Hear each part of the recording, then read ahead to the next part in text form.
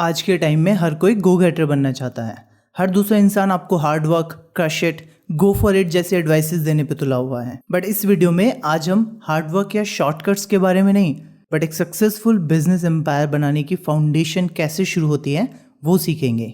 इस वीडियो का गोल सेलिंग से ज़्यादा सर्विंग पर आपका फोकस शिफ्ट करने के बारे में है और बेहतर चीज़ें इकट्ठी करने से ज़्यादा एक बेहतर इंसान बनने के बारे में है और एक बिजनेसमैन के राइट माइंडसेट जो कि स्प्रिंट जैसी शॉर्ट टर्म रेस नहीं बल्कि मैराथन जैसी लॉन्ग रेसेस के लिए अपने आप को प्रिपेयर करता है, उस बारे में है। This is one of my favourite book जो कि मेरे एथिक्स और वैल्यूज से भी मैच करती है कि आपकी सक्सेस इस बात पर डिपेंड करती है कि आप कितने लोगों को सक्सेसफुल होने में मदद करते हैं। जॉन बर्ग की बेस्ट सेलिंग बुक गो गिवर हमें 5 लॉज फॉर स्ट्रेटोस्फेरिक सक्सेस सिखाती है। अगर आप ये 5 लॉज सीख लेते हैं और अपनी लाइफ में अप्लाई करते हैं तो आपको कभी भी अपनी मार्केटिंग, सेलिंग और नेटवर्किंग के बारे में चिंता करने की जरूरत नहीं पड़ेगी। आप बस गो गिवर बने, बाकी सारी चीज़ें अपने आप होती जाएंगी।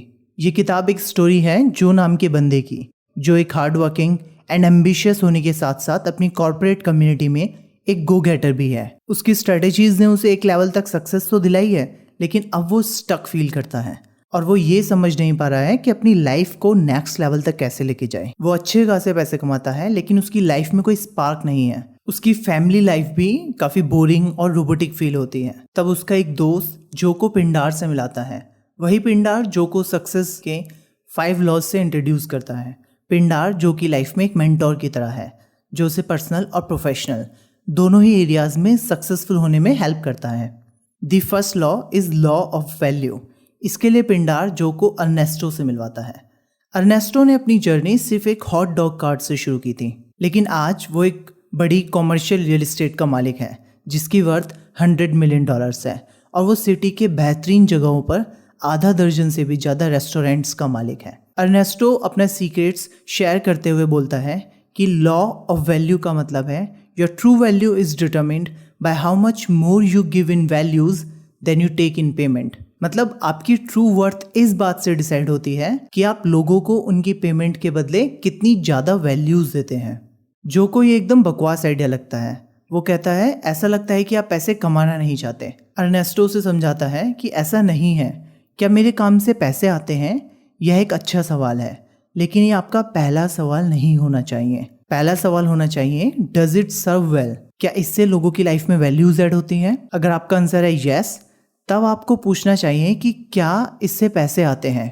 आप जितनी पेमेंट लेते हैं उससे ज़्यादा वैल्यूज़ दीजिए। आप ज़्यादा से ज़्यादा वैल्यूज़ ऐड करने के बारे में सोचिए, ना कि पैसे के बारे में। ये कोई स्ट्रेटेजी नहीं है, यही जीने का सही तरीका है और फिर आपके साथ बहुत ही प्रॉफिटेबल चीज़ें होनी शुरू होंगी। अर्नेस्टो आगे समझाता है, देखो जो एक बैड रेस्टोरेंट आपको पैसे के बदले बस काम चलाऊ फूड की क्वांटिटी, क्वालिटी और सर्विस देता है, लेकिन एक गुड रेस्टोरेंट आपके पैसे की जितनी अच्छी हो सके उतनी फूड की क्वांटिटी, क्वालिटी और सर्विस देगा। लेकिन एक ग्रेट रेस्टोरेंट अपनी मैक्सिमम कोशिश करेगा आपको उस लेवल का फूड और सर्विस देने की जो कि पैसे के किसी भी अमाउंट से खरीदी नहीं जा सकती। फिर आता है second law, the law of compensation. इसके लिए पिंडार जो को निकोल से मिलाता है। ये औरत एक असली जीनियस है। ये एक एजुकेशनल सॉफ्टवेयर कंपनी चलाती है जिसका एनुअल रेवेन्यू $200 मिलियन है। She shared, your income is determined by how many peoples you serve and how well you serve them. मतलब आपकी इनकम इस बात से डिसाइड होती है कि आप कितने लोगों को सर्व करते हैं और कितने अच्छे से सर्व करते हैं। आप ज़्यादा सक्सेस चाहते हैं तो ज़्यादा लोगों को सर्व करने के तरीके खोजें। देखो, पहला लॉ यह डिसाइड करता है कि आप कितने वैल्यूएबल हैं, ये एक पोटेंशियल सक्सेस है। लेकिन दूसरा लॉ ये डिसाइड करता है कि आप रियलिटी में कितने पैसे कमाते हैं। फॉर एग्जाम्पल, आप एक कोचिंग सेंटर चलाते हैं और आप एक ज़बरदस्त टीचर हैं, आप बहुत सारी वैल्यूज़ ऐड करते हैं, लेकिन आप कितने पैसे कमाते हैं वो इस बात पर डिपेंड करेगा कि आप कितने बच्चों को पढ़ाते हैं, आपका कोचिंग किस स्केल पर चलता है। यही अदर बिजनेसेस के बारे में भी सच है। थर्ड लॉ के लिए पिंडार जो को अपने फाइनेंशियल एडवाइज़र सैम से मिलाता है। Sam shared the law of influence. Sam बताता है, देखो जो काम करने के 3 यूनिवर्सल रीजंस हैं, survive, save and serve. Survive मतलब सिर्फ अपनी बेसिक नीड्स के लिए काम करना। सेव मतलब अपनी बेसिक नीड्स के परे जाना और कंफर्ट, लग्जरी आदि के बारे में सोचना। एंड सर्व मतलब इस दुनिया में कंट्रीब्यूट करना। सिर्फ अपने लिए नहीं पर दुनिया को एक बेहतर प्लेस बनाने के लिए काम करना, क्योंकि हमारे पास सिर्फ यही दुनिया है और सिर्फ यही लोग। अधिकतर लोग अपनी जिंदगी को सिर्फ सर्वाइवल में ही निकाल देते हैं। कुछ थोड़े से लोग सेव करने के बारे में ट्राई करते हैं, लेकिन बहुत ही कम लोग, बस मुट्ठी भर, जो कि सच में सक्सेसफुल हैं, सिर्फ फाइनेंशियली नहीं बल्कि और भी मायनों में। वो अपनी लाइफ के सभी हिस्सों में सिर्फ सर्विंग पे फोकस करते हैं। मैं चाहता हूँ कि आप इस बात को ध्यान से समझें और फैसला करें कि आप किस कैटेगरी में बिलोंग करना चाहते हैं, सर्वाइव, सेव और सर्व। लॉ ऑफ इन्फ्लुएंस बताता है कि your influence is determined by how abundantly you place other people's interest first. मतलब आपका इन्फ्लुएंस इस बात पर डिपेंड करता है कि आप दूसरों के इंटरेस्ट के बारे में कितना सोचते हैं, क्योंकि अगर आप दूसरों के इंटरेस्ट के बारे में पहले सोचेंगे तो आपके इंटरेस्ट की चीज़ें हमेशा ही अपने आप हो जाएंगी। और कोई भी बिजनेस बिना लोगों के नहीं बढ़ता। सक्सेसफुल होने के लिए आपको पता होना चाहिए कि अपना नेटवर्क कैसे बढ़ाएं। नेटवर्क से मेरा मतलब सिर्फ आपके कस्टमर या क्लाइंट नहीं है, बल्कि उन लोगों के नेटवर्क से है जो आपको पसंद करते हैं, आप पर ट्रस्ट करते हैं। वो शायद आपसे कुछ भी ना खरीदें, बट वो हमेशा आपको याद रखते हैं। यही लोग आपके पर्सनल वॉकिंग एम्बेसडर्स हैं। और जब आपके पास ऐसे लोगों की एक बड़ा नेटवर्क होता है, तब आपको इतने ज़्यादा लीड्स और रेफरेंसेस मिलते हैं जितना आपके लिए संभालना भी मुश्किल है। और ये आपके लिए कैसे पॉसिबल हो सकता है? अपने से पहले दूसरों के इंटरेस्ट, उनकी नीड्स के बारे में सोचिए।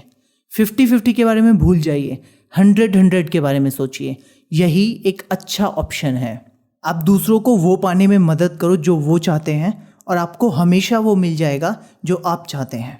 अब आता है फोर्थ लॉ, मे बी इस बुक का सबसे important law, the law of authenticity, जो कि बताता है कि the most valuable gift you can offer is your self. मतलब आप दुनिया को तब बेस्ट सर्व करते हैं जब आप दुनिया को वो देते हैं जो आप रियल में हैं। इसे एक एग्जाम्पल से समझने की कोशिश करते हैं। कोई भी इंसान जिसके पास ऑलरेडी मिलियंस ऑफ डॉलर्स हैं, वो और काम क्यों करेगा? एंड द आंसर इज क्योंकि वो ये काम करना चाहता है। दे लव डूइंग इट। उन्हें नई चीज़ें क्रिएट करना, मार्केट को री इन्वेंट करना, नए लोगों के साथ काम करने में मज़ा आता है। इन शॉर्ट, वो अपने रिसोर्सेज से दूसरों की हेल्प करना, सर्व और शेयर करना चाहते हैं। इसे रिसोर्सफुल होना भी कहते हैं। लॉ ऑफ ऑथेंटिसिटी में ऑथर समझाते हैं कि किसी भी मटेरियलिस्टिक गोल को अचीव करने में सिर्फ 10% स्पेसिफिक नॉलेज और टेक्निकल स्किल्स की नीड होती है। बाकी 90% इज ऑलवेज पीपल स्किल। और पीपल स्किल्स की सही फाउंडेशन क्या है? लोग आपको बोलेंगे कि बी अ गुड लिसनर, दूसरों की केयर करें, यह सब चीज़ें हेल्पफुल हैं, बट पीपल स्किल का रियल कोर है कि आप कौन हैं। क्या आप दुनिया को वो देते हैं जो आप रियल में हैं, या फिर कुछ और? जब तक आप कुछ और बनने की कोशिश करते रहेंगे, तब तक आप लोगों के दिल को नहीं छू पाएंगे। आप दुनिया को सबसे बेहतर गिफ्ट, अपना ऑथेंटिक सेल्फ दे सकते हैं। आपका बिजनेस जो भी हो, रियलिटी में मार्केट में आप सिर्फ अपने आप को ऑफर करते हैं। ये सिंपल सी बात मार्केट में अवेलेबल उन सभी सेलिंग स्किल से 1000 गुना ज़्यादा इंपॉर्टेंट है, और इसे कहते हैं authenticity. Be authentic to your customer, to your market, and most important to yourself. Fifth law है द लॉ ऑफ रिसेप्टिविटी। मेरे लिए रिसीव करना हमेशा से काफ़ी मुश्किल रहा है, पता नहीं क्यों, लेकिन बचपन से ही किसी तरह मेरा ये बिलीफ सिस्टम बन गया था कि देना रिसीव करने से हमेशा बेहतर होता है। तो हर बार जब मेरे पास अपॉर्चुनिटी होती कॉम्प्लीमेंट्स रिसीव करने की या अपनी सर्विसेज के बदले पेमेंट रिसीव करने की, तो मुझे काफ़ी अनईजी और अजीब सा लगता। Thanks to my self education, जिसने मुझे रियलाइज कराया कि एक स्टूपिड आइडिया है। आप बताएं, क्या ऑक्सीजन एक्सहेल करना इनहेल करने से बेहतर है? Obviously not.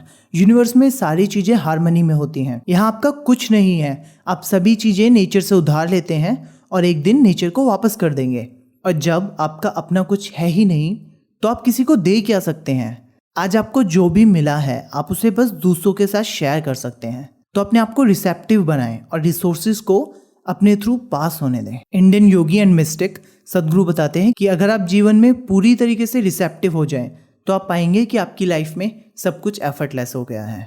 तो की आइडिया ये है कि देना रिसीव करने से बेहतर नहीं है, बल्कि सिर्फ देना और रिसीव ना करना एक बेवकूफ़ी है, क्योंकि हर एक गिविंग सिर्फ इसलिए पॉसिबल है क्योंकि कोई उसे रिसीव कर रहा है। अगर आप सिर्फ दूसरों को देने पर ध्यान देते हैं और उसके बदले जो भी आपको मिलता है उसे रिसीव नहीं करते, तो आप एक ऐसे इंसान की तरह बिहेव करते हैं जो समुद्र की टाइड्स को जाते हुए देखकर तो खुश होता है, लेकिन भगवान से प्रार्थना करता है कि उन्हें इधर ना आने दे। Here is another wisdom nugget from author. आपके द्वारा की गई मेहनत या कितनी भी गिविंग आपको तब तक सक्सेस नहीं दिलाएगी जब तक आप सेम रेशियो में रिसीव करना ना सीखें, क्योंकि जब आप रिसीव नहीं करते तो आप दूसरों के एफर्ट्स, टैलेंट्स और गिफ्ट्स को नकार रहे हैं। इससे फ्लो टूट जाता है। तो अब से जब भी कोई आपको कॉम्प्लीमेंट्स दे तो उसे खुशी से धन्यवाद दें। जब कोई आपके साथ खुशी या मटेरियल चीजें भी शेयर करना चाहे तो उसे खुशी से रिसीव करें और उन्हें थैंक्स बोलें। तो ये थे आपकी स्ट्रेटोस्फेरिक सक्सेस के लिए 5 लॉज।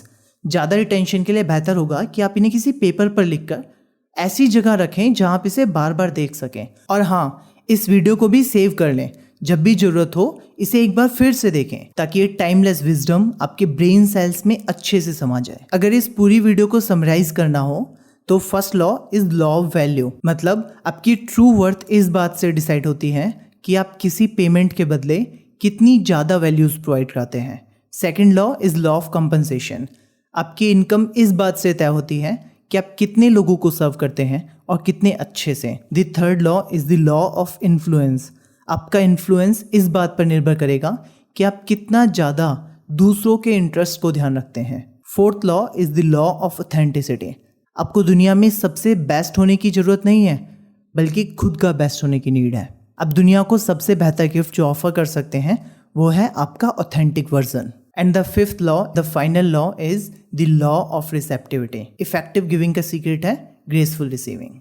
अगर इस वीडियो ने सच में आपकी लाइफ में कुछ वैल्यूज ऐड करी हैं तो कमेंट बॉक्स में जरूर बताना कि कौन सा लॉ आपकी वैल्यूज से रेजोनेट करता है और कौन सा लॉ फॉलो करना आपके लिए सबसे ज़्यादा चैलेंजिंग है। इस वीडियो को कम से कम 3 लोगों के साथ शेयर करो और लोगों तक ये सिंपल टाइमलेस विजडम पहुंचाने में मेरी हेल्प करो।